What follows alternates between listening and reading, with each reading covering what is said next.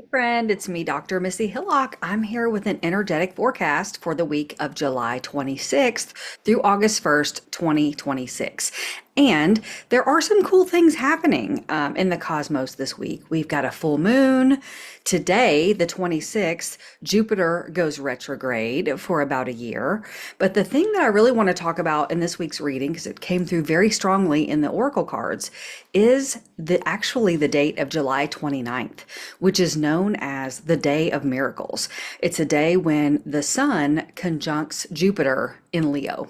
So if you think about the sun being like this divine masculine energy, the doer, the shining the light, kind of this creation energy. And you think about Jupiter being the planet of luck and good fortune and all these things. And you put those two things together in Leo.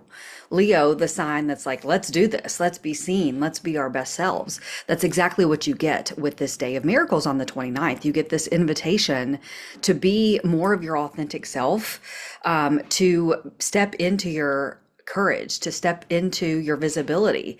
Optimism is actually really called for on this particular day. It's looking on the bright side, seeing the opportunities, seeing the glass half full, not half empty, or as I prefer it, see it all the way full, see it overflowing, right? So this is really about perspective. And I'm a big believer. I've said this many times. I remember a spiritual teacher saying this, and it clicked with me so much, was a miracle is simply a change in perspective.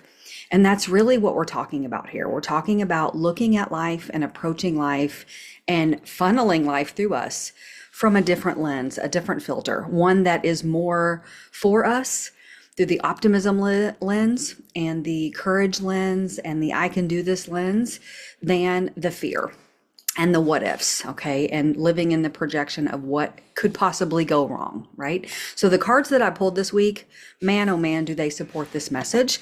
The first deck that I pulled from is one of my absolute favorites. It's a powerhouse, the Animal Apothecary.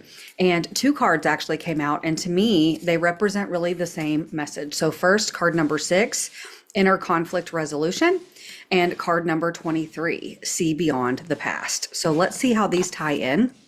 We'll start with this one. So inner conflict resolution. First, we see the snake, okay? We also see the falcon kind of rising above. And notice there's a division here. This kind of represents the subconscious or the shadow, what's deep down in there.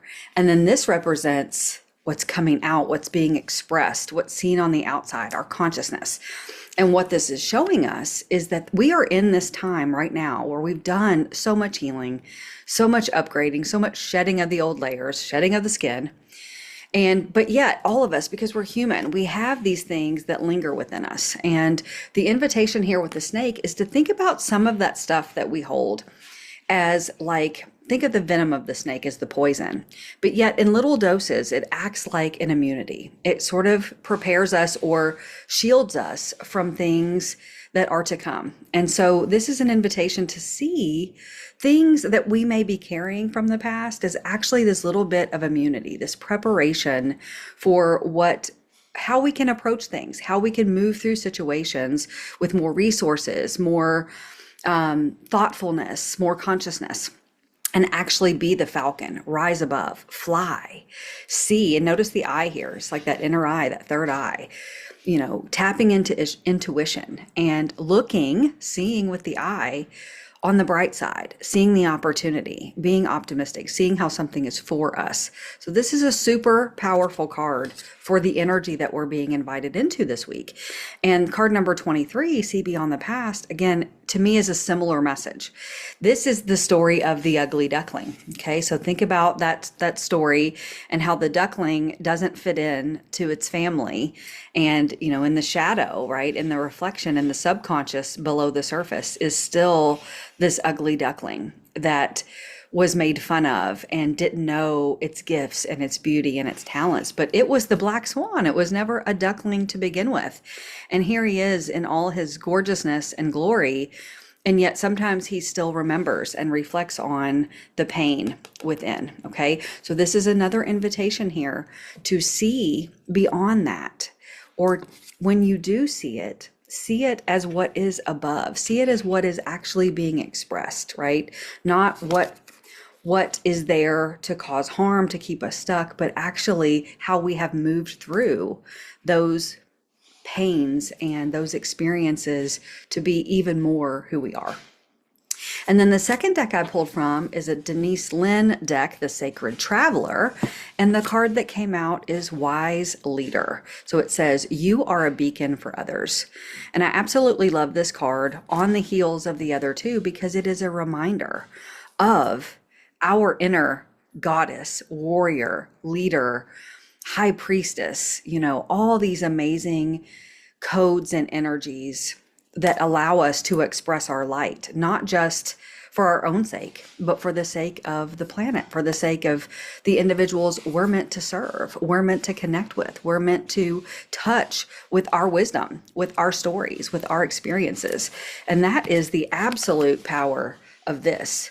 Because where does our wisdom come from? Where do our stories come from? Where does our unique perspective come from that we can share with others to help them? It comes from the stuff we've gone through, right? So this is a reminder of this beautiful expression of the things that we've traveled through, the things that we've worked with on our journey to shine the light for others and to give them the courage and the strength and the inspiration to do the work themselves and to think about things differently and to experience life differently.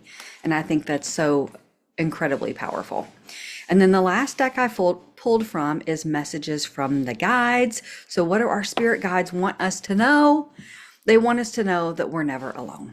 And that when we go on any journey, inner, outward, we're sitting here as the human thinking in our mind all the time, feeling the emotions. It's like we think we're in this solitary little bubble and that there's ultimately, it's just us. Only we know what we think and feel. Only we can, do what needs to be done. And the reminder is that's absolutely not true. We never came into this body, onto this planet, into creation at all, into form alone. We have literally support on this planet of people who love us, and we have the support of Gaia, of nature, of animals, of clean water and fresh air, and we have the support of spirit, the powerhouse that we really want to connect with, right? Divine consciousness. We have the support of the quantum field, the field of infinite possibilities. We have the support of our ancestors, our guides, our angels, our galactic family members that are our soul family, that work with us in tandem with our higher self, with our soul, to guide us where we're headed. So the trick is, the way to connect with that is to ask, to remember, to say, hey guys, I need some help here. Help me figure this out. Help me see this differently. So I take this as an invitation this week, when we are on this precipice of the miracle of shifting perspective and seeing life differently and approaching life differently and therefore experiencing life differently, because life's going to look really different when we do life differently, is that we just remember to ask for help, support, the next step, ask to clear that path ahead, and keep your soul family in your consciousness, in your line of communication. Talk with them, ask for help, because they are always there.